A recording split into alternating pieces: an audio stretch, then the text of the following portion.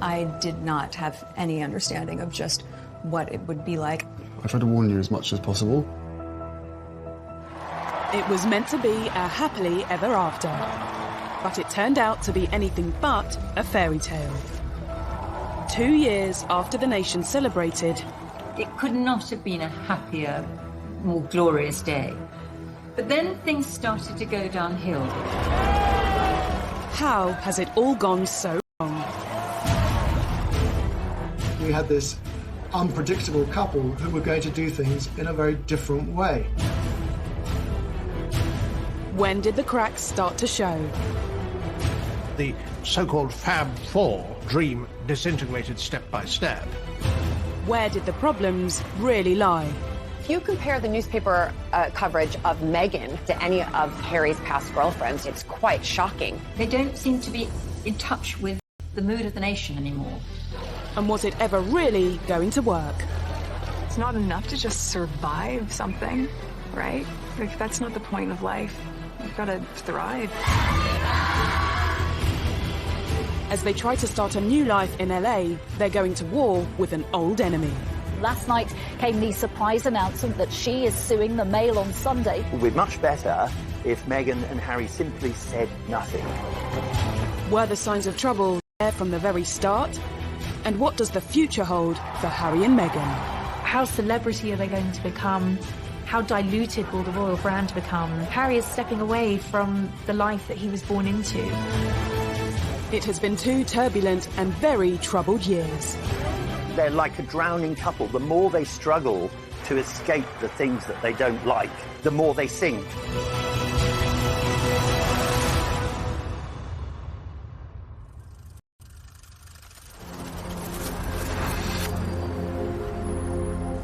Harry and Meghan have changed the regal backdrop of Windsor for the luxurious Hollywood Hills.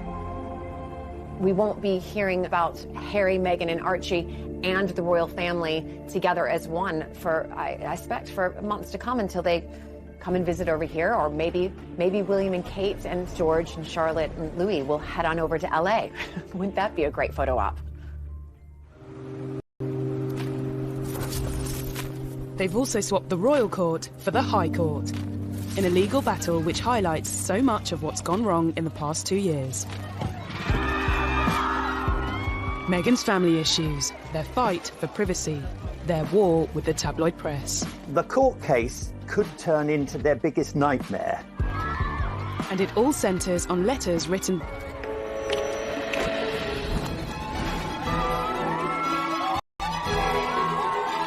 Only 2 years ago, Harry and Meghan's wedding had been a day when Britain basked in the sunshine and the warm glow of a royal couple, all set to transform the future of the monarchy. The mix of the tradition and the new and the mix of cultures totally embodied in one church service. And billions of people watched that service and were moved to tears, both by the romance of it and by what it represented. We celebrated with them, but were the seeds of their troubles already clear to those who looked? For the 2 years since the wedding, I think they've tried to recreate and maintain the kind of positivity that was around at the time, but that's just unrealistic and naive.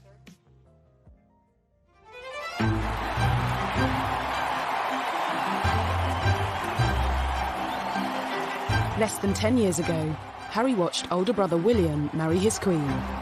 The future heir to the throne had officially settled down. But the younger prince didn't look likely to follow suit anytime soon.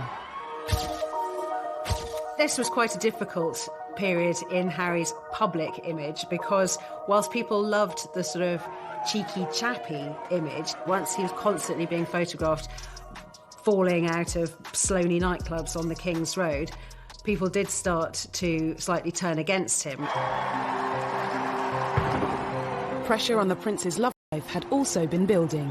After 2 long-term relationships came and went. The first love, Chelsea Davy, who he fell head over heels in love with, she had to look into the goldfish bowl of royalty and to realise absolutely this wasn't the life for her. Harry was disappointed. His second relationship with Cressida Bonus, an actor, and she too didn't like the idea of media intrusion. When you marry into the royal family, you have to give up so much individually. as a person, or at least that's what's expected of you. Girlfriend-wise, you know, it's just my private life, so it's a different story. But yes, I am very, very protective. Obviously, it is part of my life. It's something that it's part of the baggage that comes with me. I wouldn't say that Harry was unlucky in love. He just hadn't found the right one until Meghan came along. And when American actress Meghan Markle did come along, she looked set to change everything. When Meghan first appeared with Harry, she seemed absolutely perfect. The fact that she was American, she was a career woman, she was mixed race, she brought a whole lot of new things into the royal family that the royal family needed. In this strong, striking, confident woman, and the scrutiny of being in the public eye. But the nation's favourite prince, with a divorced Hollywood A-lister, raised some eyebrows from the start. Much attention was paid to her mixed heritage. Harry's fallen in love, and there were people happy about that. But then on the other side, there were people, the papers, the mainstream papers and the tabloids, talking about her in a very negative sense. People were already painting her in ways that it was clear they knew nothing about her, but it suited their negative narrative to call her what she's not, without any evidence. It is, and it was, racist. If you compare the newspaper coverage of Meghan compared to any of really Harry's past girlfriends, you know, it's quite shocking. The press has always denied racism.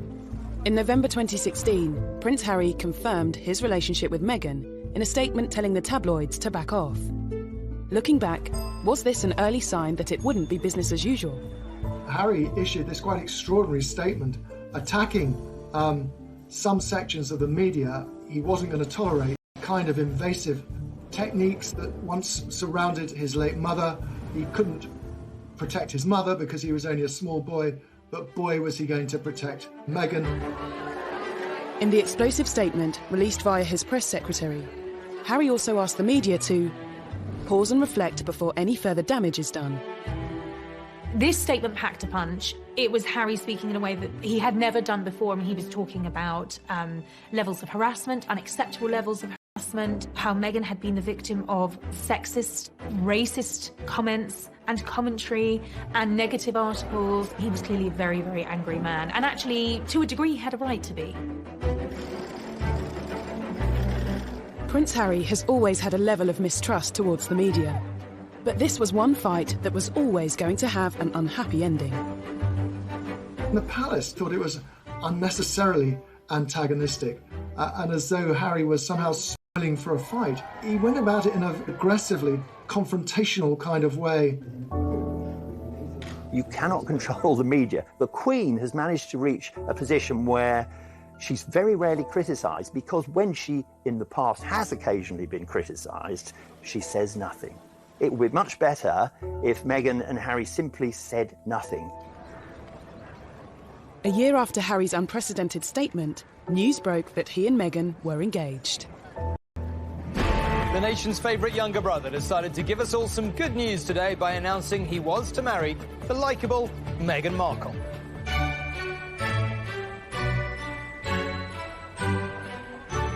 Unlike Harry's from Kensington Palace. I was, of course, anticipating it, me being an American, who obviously I've married into aristocracy, and then to see somebody else, just to see how she would be on camera. And it was wonderful. What we're doing, just roasting chicken and Trying to roast chicken. Trying to roast the chicken. And it was just an amazing surprise. It was so sweet and natural and very romantic. You could see she was just smiling the whole time and almost laughing several times throughout the interview. But even at what should have been one of the happiest moments of his life, Harry still showed some signs of anxiety about how his fiancée would be treated. I did not have any understanding of just what it would be like. I don't think either of us did that. We both said that, even though we knew that it would be. I tried to warn you as much as possible. Both of us were totally surprised by the reaction after the first 5-6 months of what we had to ourselves of what actually happened from then. So I think you can have as many conversations as you want and try and prepare as much as possible, but we were totally unprepared for what happened after that. The scrutiny. Well, all sorts. You could see that the old thorny issue of Harry's relationship The press was raising its head again. The news that the world's most popular prince was set to marry a Hollywood actress sent the world into a frenzy. Their wedding was an unforgettable day, but could this story ever really have a fairy tale ending? Things were said and done in the run-up to the wedding that both sides regret that had caused irreparable damage.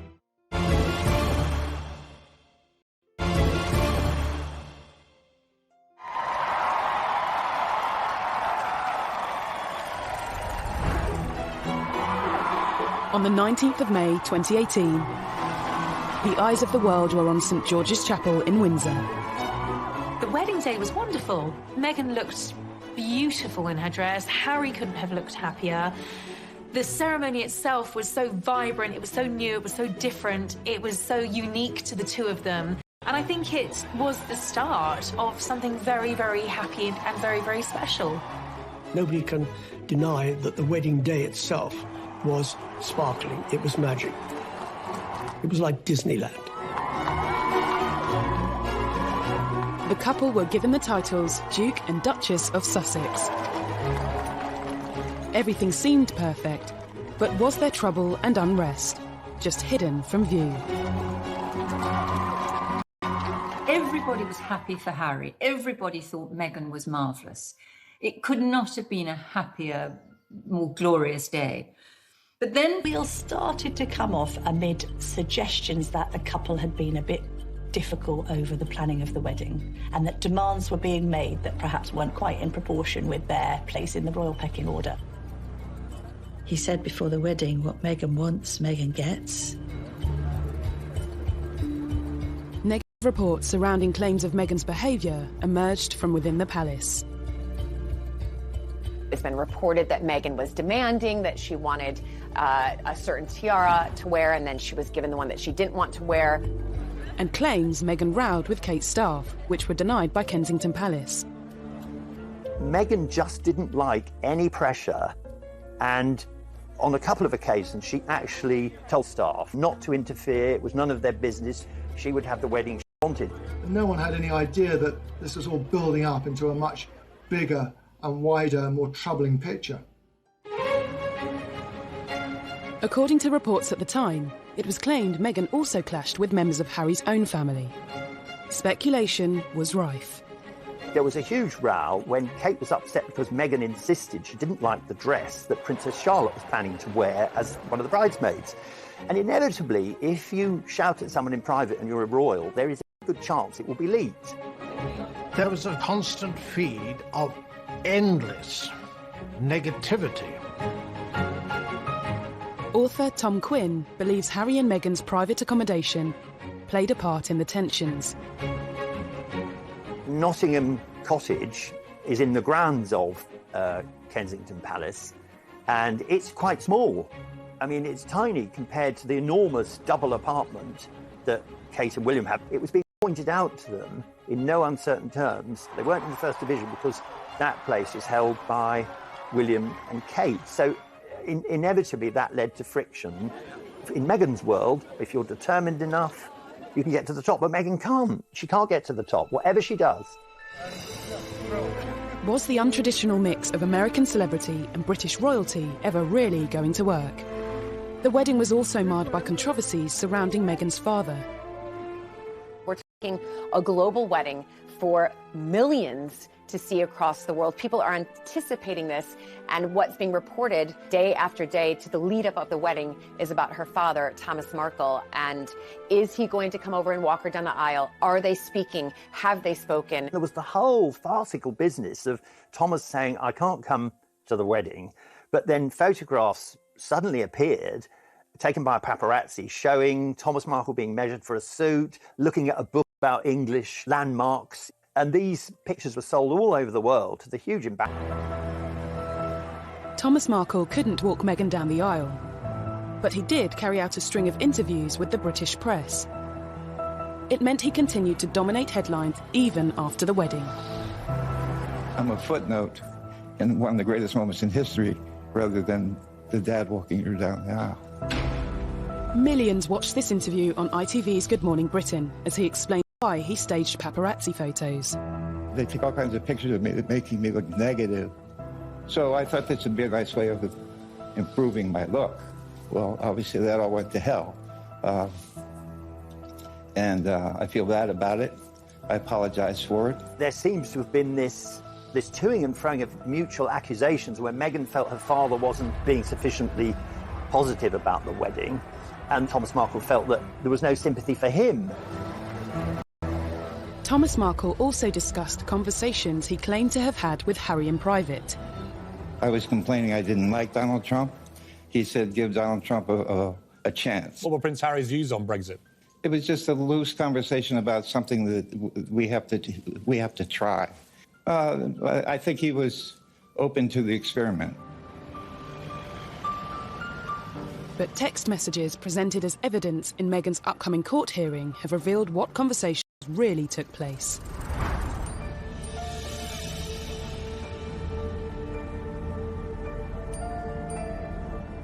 We now know what Harry was really thinking as newly revealed texts from him just before the wedding warned Meghan's father about talking to the media.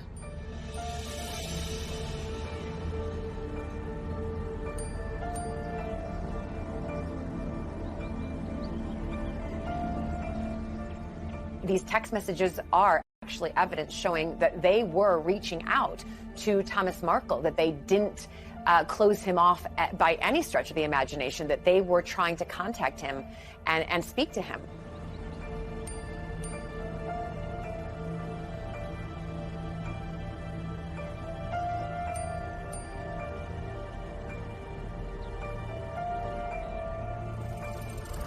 The private messages also showed how Meghan made attempts to speak with her father. Not sure the royal family as a whole will be affected in any way by the publication of these texts, but they won't like the fact that Meghan and Harry have shown once again that they're not very good at dealing with the media.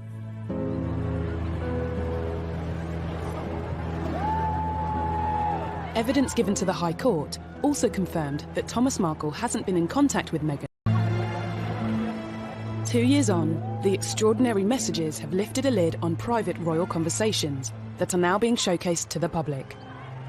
Right now, Meghan and Harry are thinking, we're just going to release everything to prove to everybody what exactly and really did happen. I think that now that they have moved thousands of miles away from home, that they're not supported by that palace PR machine, they're more vulnerable, they are more at risk, they're more exposed now than ever.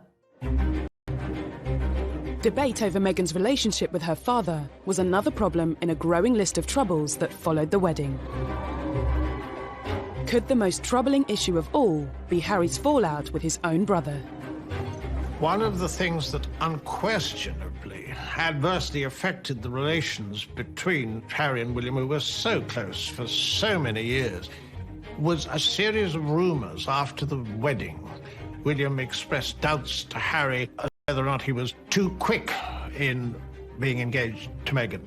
There was a brotherly discussion, which I think was voiced out of concern from William, but was misinterpreted as a lack of support. Things were said and done in the run-up to the wedding that both sides regret, but had caused irreparable damage.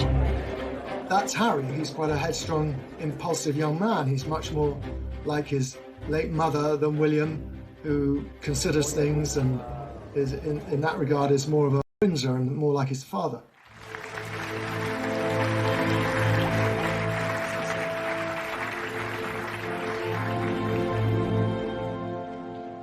The alleged rift between Harry and William cast doubt over the future of the Fab Four, the title given to the brothers and their partners after they joined forces for the Royal Foundation charity. They looked amazing, they were all similar ages, and they all had, it looked like a common purpose to make the royal family younger, more modern, more diverse, more approachable, more empathetic. All of those things worked very, very well for a brief period, and then the cracks started to show. Had signs of trouble even been evident at their first public event as a quartet? Okay, the last thing you disagreed on, how do you resolve it? I can't remember, they come so thick and fast. But is it resolved? We don't know. Oh, we don't know. Well, you're putting on a great show if it's not. The so-called Fab Four dream disintegrated step by step. Despite the troubles within their family, it wasn't long before news broke that the Duke and Duchess of Sussex was starting their own. The real crunch came when Archie was due to be born. Even before the birth, Meghan's celebrity lifestyle... Now, nothing wrong with going to a baby shower. That's what Americans do. We don't do it so often in the UK, but they do it in America. It's a common practice. But she flew over a private jet. What's wrong with a commercial jet? It was the first sign of breaking with royal tradition, and there would be more to come. They wanted to do things very differently. All right, so far, but things then got a bit laughable. All the little signals meant a breakup with the royal family was inevitable. And now suddenly we had this unpredictable couple who were going to do things in a very different way.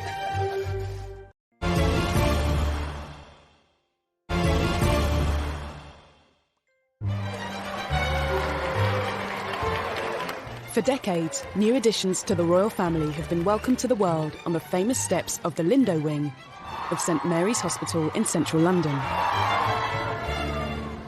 But not when it came to Harry and Meghan's first child, Archie.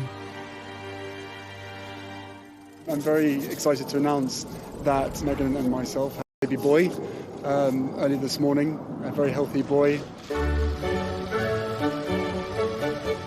The first public glimpse of the royal baby came 2 days after he was born.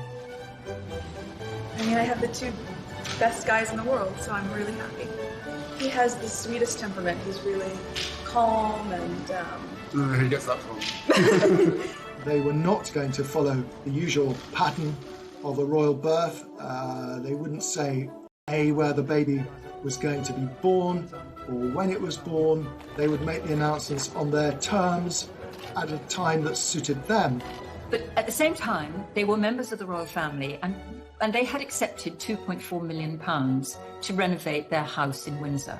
I think the public felt that they had a right to get excited about the birth, to maybe wait outside the hospital, wait for a glimpse of mother and baby and father to come out. But the public was denied that.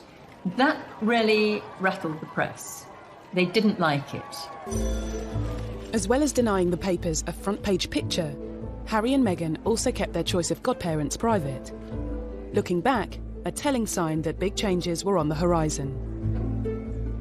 I think that this was their way of saying, oh my gosh, the more we give to the press, the more they take and write not very kind articles about people or about their lives. So they just thought, we're going to start stepping back so that they have nothing to write anything damaging about. But it was very much Harry and Meghan not just wanting to do their own thing, but wanting to say, we're signalling a change. Things are not going to be the same anymore. We're an independent unit.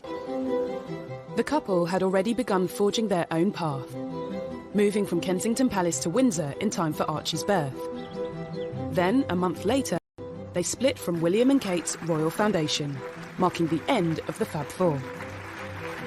Their appearance 18 months earlier at a Royal Foundation forum proved to be the first and last time the quartet would appear at such an event together. Do you ever have disagreements about things? Oh, yes. Can you really have four very big personalities with different backgrounds, with Meghan and Kate, and different futures with William and Harry? Can they really be a cohesive group that can work very happily together? They probably should have separated at the very beginning and not tried to be a quartet. As a new family, Harry, Meghan and Archie toured Southern Africa. I wanted to ensure that our first visit, as a family, with my wife by my side, focused on the significant challenges facing millions of South Africans. Many of their troubles seemed to disappear. They got very positive press in Southern Africa. That went down incredibly well. They couldn't have done it had they written the script themselves. Couldn't have been better. They were the golden couple sprinkling fairy dust all over Southern Africa. And then at the end of that tour, they completely shot themselves in the foot. This led to the ITV documentary where they talked about being so deeply unhappy as senior members of the royal family, which hit the world like something of a thunderbolt. In a revealing documentary, Harry and Meghan express their true feelings and the problems bubbling under the surface. There's been a lot of talk in the press about rifts with your brother. How much of that is true? Look, we're brothers. We'll always be brothers. We're certainly on different paths at the moment, but I will always be there for him, and as I know he'll always be there for me. I don't know what the impact on your physical and mental health of all the pressure that you clearly feel under. Thank you for asking, because not many people have asked if I'm okay. It's not enough to just survive something, right? Like, that's not the point of life. You've got to thrive, you've got to feel happy, and I think I really tried to adopt this British sensibility of a stiff upper lip. She did really try to adapt this British stiff upper lip, keep calm and carry on, you know, never complain, never explain. But let's remember, she's American. We like to complain and explain. Rather ill-advised in my view, because, you know, he talked about how, you know, grim their lives were against a backdrop of one of the most benighted and poorest parts on the globe. This wasn't enough. They also wanted to send a message to the tabloids. While Harry and Meghan were 5,000 miles from home last night, came the surprise announcement that she is suing the Mail on Sunday for publishing a private letter she wrote to her estranged father.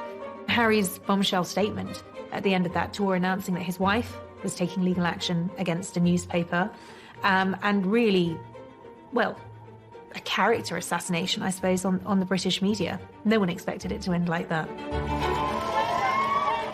Harry and Meghan were very publicly sharing their troubles with the world, and the world lapped them up. I think that part of the fascination and the outrage thrown at Harry and Meghan is probably deeply rooted in jealousy in some part, right? People don't want to accept that. Be it ordinary people like you and I, or, you know, high-profile people who just want to get in there. People think that Harry and Meghan is the next, I don't know, chapter or episode of Netflix's The Crown. No, these are real people. At Christmas, Harry and Meghan did things their own way again. They spent Christmas in Canada, not Sandringham. The only other time Harry had missed Christmas with the Queen was when he served in Afghanistan. And just 2 years earlier, the royal family had broken protocol to invite Meghan to the celebrations. Meghan was invited to Sandringham for royal Christmas before they were even married. She is the only royal girlfriend to have been afforded that privilege. So I think the royals went above and beyond and did everything they possibly could to make her feel at home. But their decision to skip Sandringham in 2019 was a clear sign of an imminent and much bigger decision. Once Harry and Meghan had gone to Canada for Christmas, once it became clear that they'd taken their dogs with them, it became very, very obvious that they weren't coming back anytime soon. Just before Christmas, he and Meghan decided to have a pause and think about what they wanted to do. They went off to Canada, and when they came back, it was announced early in 2020 that they were going to remove themselves from royal life.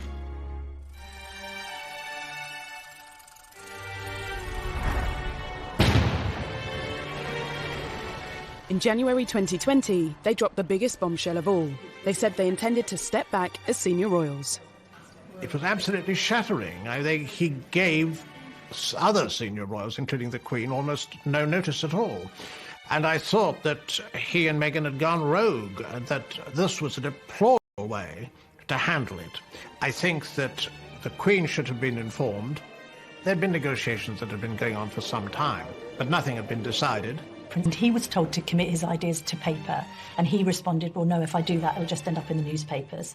Essentially, on one hand, you had a royal family feeling that they were being bounced into making a decision on the couple's future, and the couple being very frustrated that the palace machinery wasn't quick enough to respond to their desire to change things. For many, what became known as Megxit now seems like it had been inevitable from the start.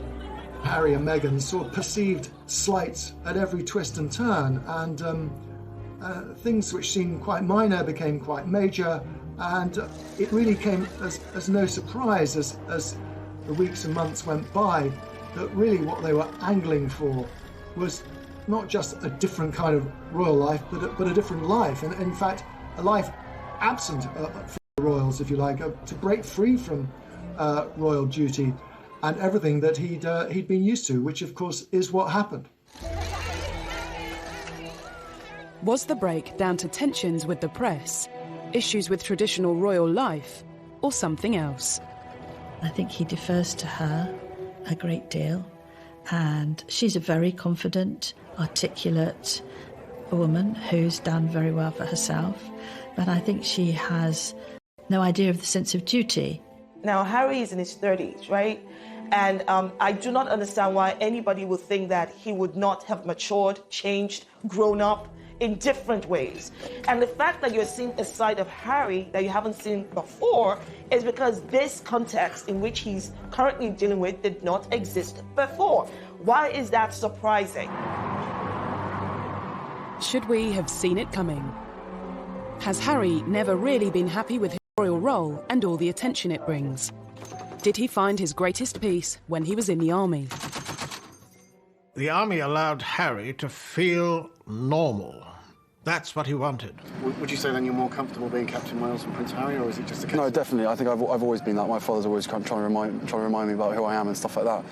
But it's very easy to completely forget about who I am when I'm in the army. You know, everyone's wearing the same uniform and doing the same kind of thing. Harry and Meghan's announcement also detailed how they wanted to be financially independent and retain some royal responsibilities. A meeting was called between Harry, Prince Charles, Prince William and the Queen. Harry and Meghan were expecting an awful lot with what they were demanding at the Sandringham Summit, as it was called, when they were laying out how they thought it would work and how it would continue to be half in the royal family and half out of the royal family, either in or you're out. And it was definitely the Queen who said no very, very firmly to her favourite grandson, and that must have been very hard. Harry and Meghan's final royal engagement was in early March, and for some, it seemed their troubles were still on display. There was quite a lot of tension there. There was some interesting body language with both of the brothers studiously examining their programmes and not really talking at all. Meanwhile, Meghan's there with a megawatt smile, trying to make the best of things. I would say that what interaction we saw, and there wasn't much, between the Cambridges and the Sussexes seemed to me extremely frosty. Harry and Meghan have long been suspicious of the press and the motives of the media. But taking on the tabloids is a battle that can come with consequences. If you want less press intrusion, yet you launch court cases against the press, this could lead to the ultimate horror that Meghan could appear in court, at least in theory, against her father, Thomas. They don't seem to be in touch with the mood of the nation anymore.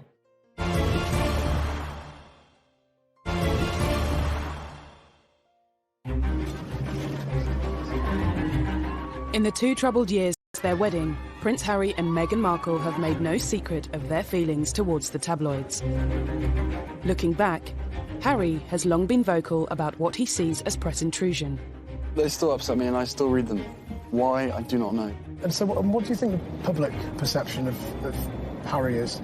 I don't know, it fluctuates. It depends on what the media want to write, I suppose. That feeling only grew when he and Meghan became a couple. We were just hit so hard at the beginning with a lot of mistruths that I made the choice to not read anything, positive or negative. It just didn't make sense. Being part of this family and this role and this job, every single time I see a camera, every single time I hear a click, every single time I see a flash, it takes me straight back.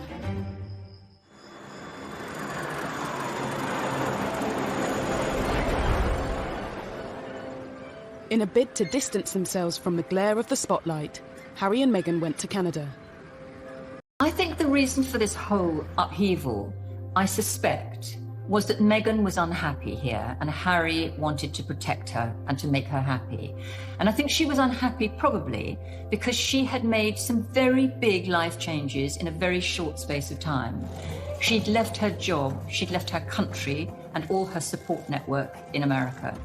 She had come to a new country, she'd married into a big family, and she'd taken on a new job, and she had had in under 2 years. People had been putting the dots together and working out that actually they hadn't just gone for a long Christmas break. They really had escaped, as far as they saw it, and had no intention of coming back. There was shock in the wider British public.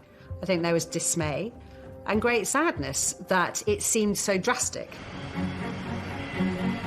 Any plans for an easy transition across the Atlantic soon hit controversy. Canada said it would not foot their security bill following their change in royal status. Security has always been so important for Harry, and he's stressed this throughout the negotiations. But this will be extremely costly. It's like a sort of daydream. It's like a dream of an ideal world where they can have a private life and they'll be able to do whatever they want. There wasn't an easy way for them to be half in and half out royals. Just days before their royal status was officially due to end, Harry and Meghan's plan, Archie, made a dash for California. Harry, I think, decided, probably quite impulsively, which is in his nature, to get Meghan back to her comfort zone. Their original plans have sort of fallen in tatters. They've got to decide what it is they want to do, how they want to do it, when they want to do it, and where they want to do it. They've got advisors around them, and I hope they're getting the right advice. Because the right advice is not just about what is good for Canada and the United States, it's also what is not going to bounce back on the monarchy and on the institution. It's important that they take that into consideration as well. As Harry and Meghan attempted to settle peacefully into LA life, their battle with the British press continued. Their long-awaited court case finally got underway. Newspapers for misuse of private information, breach of data protection, and copyright infringement.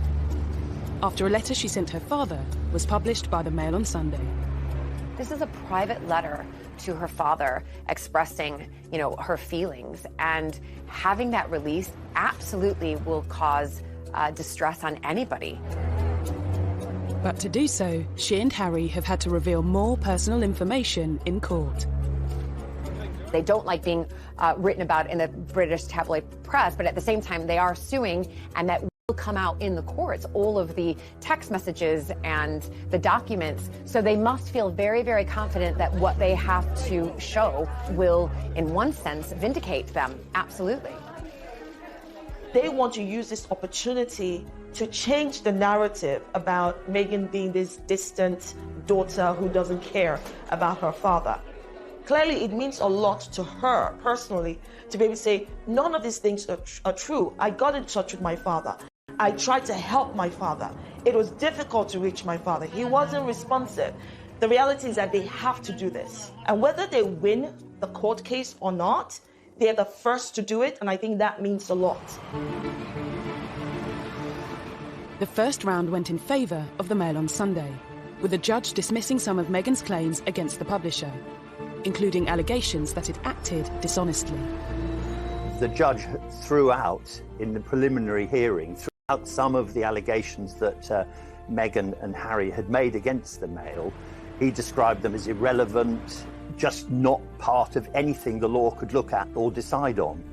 But that was just the opening battle. When the case goes to trial, it could all get really uncomfortable. If you want less press intrusion, yet you launch court cases against the press, this could lead to the ultimate horror, and that would be that Meghan could appear in court, at least in theory, against her father, Thomas, who has contributed to a great deal of the adverse publicity that they've received. That would be a global news story and be truly bizarre. On top of Meghan's legal action, Harry has also filed a lawsuit against The Sun and the Daily Mirror for alleged phone hacking. I think Harry doesn't really like the press, and I think he often puts on a smile and a brave face, but deep down there's a loathing there. He's obviously trying to be specific with the Mail on Sunday's publication of Meghan's letter, and indeed he's being specific on hacking. If legal proceedings weren't enough, the pair have written an open letter to the Daily Mail, The Sun, the Daily Mirror and the Daily Express, signalling their intention to sever all ties with them. In the letter, they told the newspapers to expect... And made into a story itself, and it made Meghan and Harry also, it made them seem petulant. They'll dig around even more furiously. now for the sort of information that Meghan and Harry don't want to come out. So it will have the opposite effect from the one intended. The choices he's going to have to make moving forward. But that absence of palace protection, which he did find frustrating, there is a sense that even before Meghan was on the scene, he was growing sick and tired of being told what he couldn't do by the palace. I'm not quite sure what it is that they want.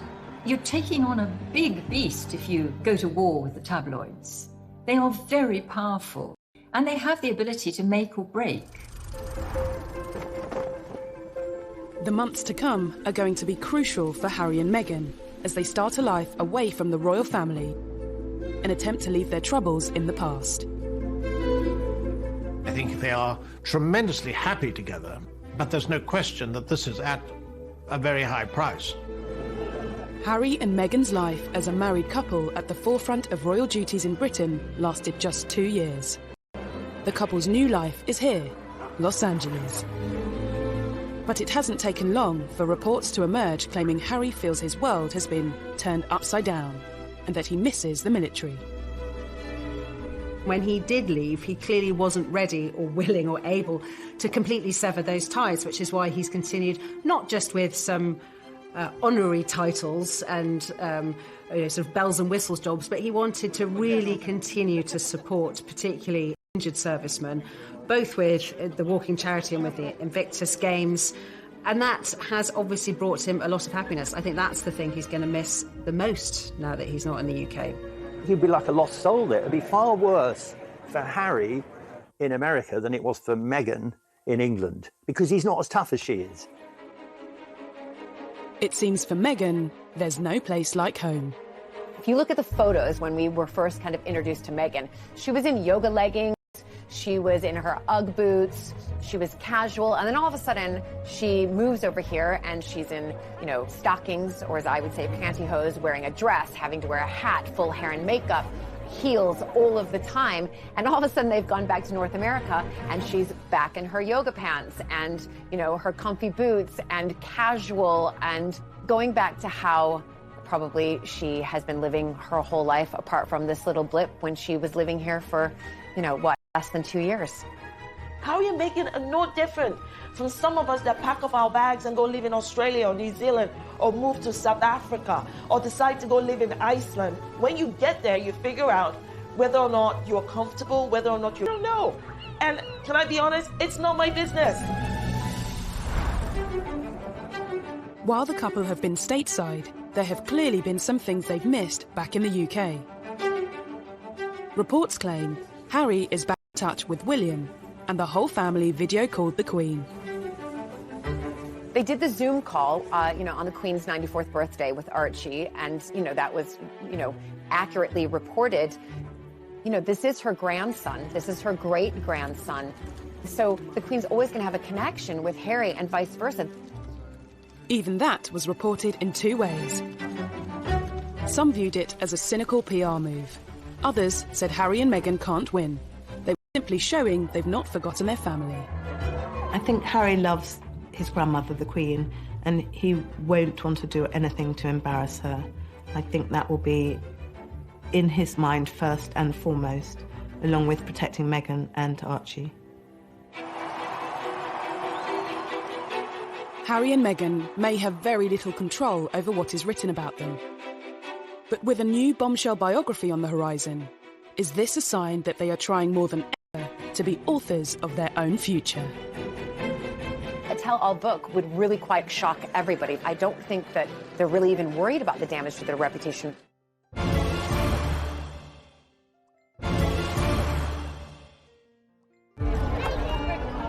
This summer, Harry and Meghan will continue to dominate headlines. A new unauthorised biography will soon be hitting shelves, with claims it will be very much told from the couple's perspective. It promises unique access to friends of Harry and Meghan and will dispel many rumours and misconceptions that plague the couple. Will it be a case of history repeating itself? Look at what happened to his mother when she did the biography with Andrew Morton. It caused massive issues and problems within the royal family. I don't think he wants to follow in those footsteps of his mother right now in what she did in opening up to the world a tell-all book. again, it would really go against everything that they're trying to put out there, is that we want to be private. It's probably, again, their own pathway of saying, you know what, we want to tell our story, and this is the way we're going to tell our story. Reports claim Meghan wants the book released sooner rather than later, and that she wants to shatter the image of being a demanding diva. You can be certain that the book won't give both sides of the story. I think it's more likely to be a self-justifying book, but it does give them something to do in a world where, especially Harry, has nothing to do. It seems their story and protocols behind, but Los Angeles comes with its own way of doing things. In the world of celebrity, anything goes. I mean, you can go to a burger joint and be photographed outside. Haven't got the same kind of privacy restrictions, but also the same agreement between newspapers and the palace. They're not protected by the palace anymore. How celebrity are they going to become? How diluted will the royal brand become? You know, Harry is stepping away from the life that he was born into. That comes with risks for him. Harry and Meghan say they're determined to carry on charitable work. Marking Archie's first birthday, the couple featured their son in an online charity video, only to receive yet more criticism. We're going to read Duck, Rabbit. Ready? Oh, no. Good job. I think it's very odd and typical of the slightly contradictory nature of their lives and their views, because making a video of Archie on his first birthday is very sweet, and we know it's linked to a children's charity that Meghan supports, which is all good. But at the same time, it does show that Meghan, probably more than Harry, is not going to be able to say goodbye to the media and to having a media presence. She can't do it. They could release photos of Archie whenever they want to. I don't think they're really having their cake and eating it too. I think that they feel like, well, we can now do what we want to do. For Meghan, life has gone full circle and she's back in Hollywood. But where does that leave Harry? I think they'll take a lot of advice from the Obamas. They've set up their production companies, that they'll be talking to Oprah Winfrey, they'll be talking to big figures like that to try to find a way to carve a role for themselves as philanthropists, entrepreneurs, huge figures on a global platform. How they earn their money without people think they're trading in on their royal status is the tricky bit. However they choose to earn a living will be a new venture for former senior royals. If it doesn't work out, is there a path back to the palace? I think in a way it's seeing how they behave. If they use the royal family to make pots of money, then it won't be very good. If there's a tell-all interview on the television by Meghan and or Harry, that's not going to go down well. So they're really under the watchful eye of the royal family for the first year, which they probably don't like at all. The door has been quite clearly left open by the Queen for them to return to the royal family if that was what they wanted to do. She has allowed them to keep Frogmore Cottage, although they've been asked to pay back the £2.4 million that the taxpayers paid for the refurbishment, and rightly so. They haven't lost their titles, they haven't been stripped of their titles as such, they're just not able to use the life that Harry actually has always wanted. Meghan has been the catalyst, she has enabled him to do this. She's helped to give him the confidence to take a step outside of the role that he was born into and to embark on a new chapter.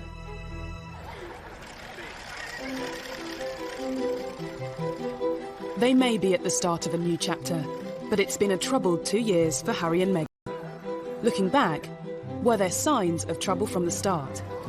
And looking to the future, are there signs of more trouble yet to come? Harry was intent on a different path, clearly. I mean, I don't think he deliberately set out to upset the public, and quite possibly he hasn't. Although I do think a lot of people have become rather disenchanted with him and her over what has happened subsequently, and he is not quite the popular figure he once was. No matter what, someone is going to be criticizing them, no matter what they do. They have this wonderful platform and they know it. I don't think they're getting very good advice at the moment, and I don't think they are thinking a lot of these things through. Harry and Meghan are no different from any other couple out there. This is one of the fights that they have to undertake together.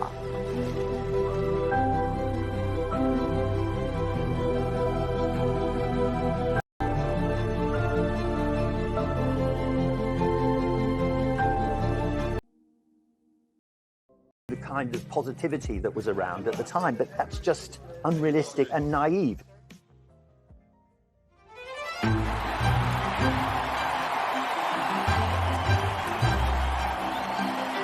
Less than 10 years ago, Harry watched older brother William marry his queen. The future heir to the throne had officially settled down. But the younger prince didn't look likely to follow suit anytime soon. This was quite a difficult period in Harry's public image because whilst people loved the sort of cheeky, chappy image, once he was constantly being photographed falling out of Sloane nightclubs on the King's Road, people did start to slightly turn against him. Pressure on the prince's love life had also been building. After 2 long-term relationships came and went. The first love, Chelsea Davy, who he fell head over heels in love with, she had to look into the goldfish bowl of royalty and to realise absolutely this wasn't the life for her. Harry was disappointed